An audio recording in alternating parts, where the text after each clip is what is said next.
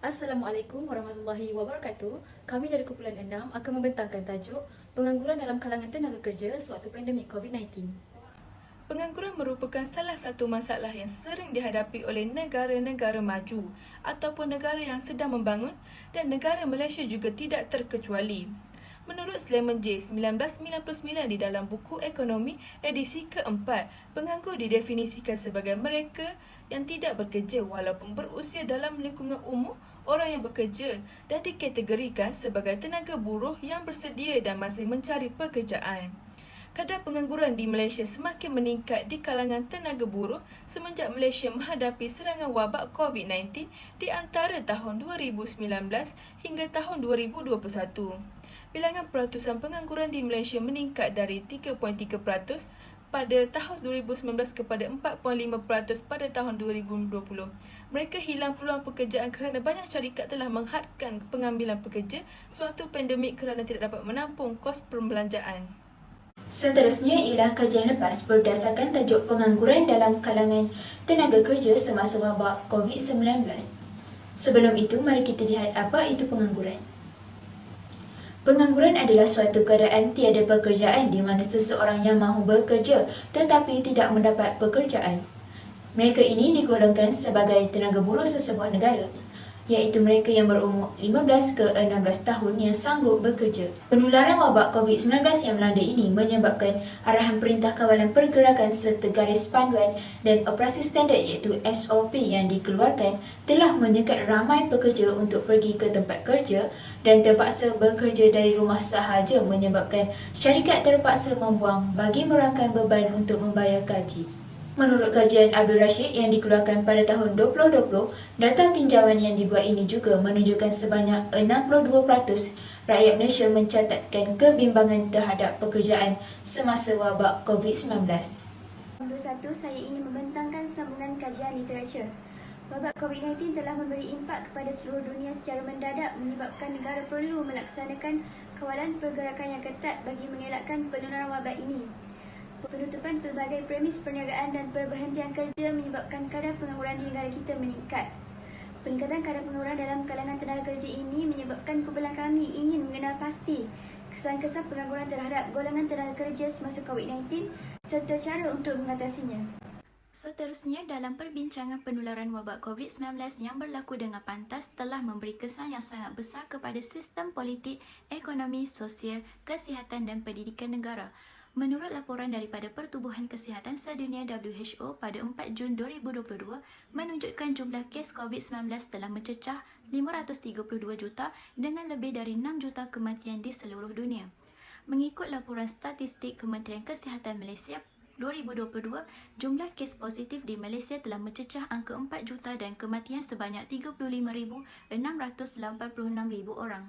Raja 1 menunjukkan jumlah pengangguran dan kadar pengangguran Malaysia dari suku tahun pertama 2019 sehingga suku tahun kedua 2021 berdasarkan data terkini yang dikeluarkan oleh DOSM pada Julai 2021.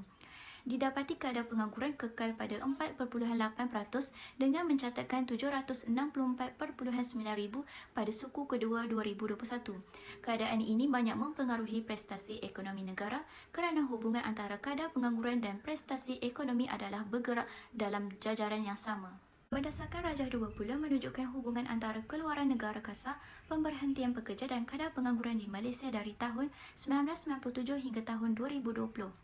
Pada tahun 2020, KDNK negara menyusut kepada negatif 2.0% dan kadar pengangguran telah meningkat melepasi angka 4% iaitu kepada 4.5%. Hal ini disebabkan oleh pandemik COVID-19 di samping bilangan pekerja yang diberhentikan juga agak ramai. Seterusnya, saya akan menghuraikan tentang kesan pengangguran dalam kalangan tenaga kerja semasa wabak COVID-19.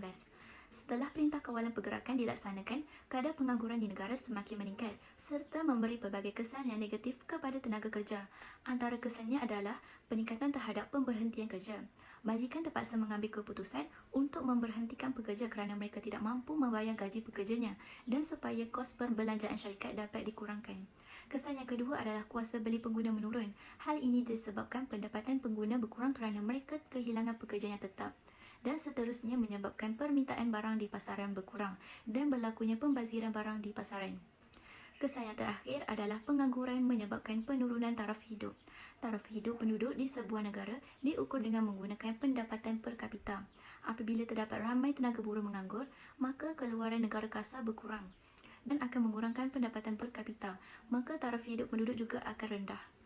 Seterusnya adalah strategi kerajaan untuk mengurangkan kesan semasa krisis COVID-19.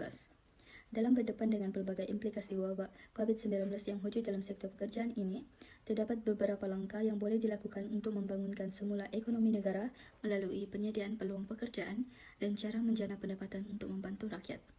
Langkah pertama adalah anak muda perlu proaktif dan kreatif dengan memanfaatkan inisiatif penjana yang memberi ruang kepada golongan belia untuk meningkatkan lagi kemahiran dan kemampuan diri supaya dapat memenuhi keperluan pasaran kerja. Tambahan lagi, inisiatif ini merangkumi program latihan dan penempatan serta pelaksanaan kursus jangka pendek di institusi terpilih. DPIM juga telah memberi inisiatif ini kepada ratusan ribu orang yang belia dan berharap agar belia terus proaktif dan bersedia untuk menghadapi cabaran baru agar tidak ketinggalan pada waktu krisis seperti ini. Tuntasnya, dasar kerajaan ini adalah salah satu daripada kaedah yang boleh digunakan untuk mengatasi masalah pengangguran sekaligus mampu untuk mengurangkan pekerja asing di negara ini. Selain itu, Kementerian Sumber Manusia juga telah dipertanggungjawabkan untuk melaksanakan program penjana kerjaya melalui Pertubuhan Keselamatan Sosial Pekerja (Perkeso). Pelaksanaan penjana kerjaya ini adalah suatu program yang dijana bagi memberi insentif terhadap pengambilan pekerja. Program ini dibangunkan bagi merangsang penjanaan sektor pekerjaan dan meningkatkan peluang pekerjaan ekoran kesan wabak COVID-19 yang membawa masalah pengangguran. Program penjana ini juga secara tidak langsung dapat merangsang permintaan pekerja di dalam kalangan majikan dan meningkatkan peluang pekerjaan serta kebolehdapatan pekerjaan di kalangan pencari kerja tempatan, sekaligus menangani masalah pengangguran di Malaysia. Akhir sekali, kerajaan perlu serius dalam menangani isu pengangguran belia. Usaha untuk menangani punca masalah hendaklah dijadikan agenda tetap negara demi kesinambungan perkembangan ekonomi yang lebih dinamik untuk masa hadapan. Pertama, kualiti pendidikan serta penstrukturan semula akademik dengan mengambil kira penekanan bidang technical dan vocational education and training untuk memenuhi keperluan industri perlu dititik beratkan. Hal ini kerana ia bakal menyumbang kepada pembangunan dan ekonomi negara. Pendekatan yang holistik ini dapat menggabungkan pengalaman pembelajaran berasaskan kerja untuk terus disambut oleh industri. Pendekatan ini dikatakan telah menyumbang kepada penurunan peratusan kadar pengangguran belia di negara tersebut. Seterusnya, saya akan menyimpulkan tugasan ini yang bertajuk Pengangguran dalam kalangan tenaga kerja semasa pandemik COVID-19. Kesimpulannya, kesan yang berlaku daripada wabak COVID-19 telah memberi kesan yang mendalam kepada kerjaya seseorang. Ancaman penyakit berjangkit ini paling digeruni oleh golongan pekerja. Ini kerana apabila pengumuman Perintah Kawalan Pergerakan iaitu PKP dilakukan, ini akan menyebabkan ramai individu kehilangan pekerjaan sama ada terpaksa berhenti kerja, diberi cuti panjang atau diberhentikan serta-merta. Kebanyakan majikan terpaksa mengambil tindakan drastik memberhentikan beberapa pekerja sedia ada bagi mengurangkan kerugian di samping menjimatkan kos operasi mereka. Selain itu, pekerja juga diarah bekerja dari rumah bagi mengelak jangkitan COVID-19 daripada terus merebak dalam kalangan pekerja.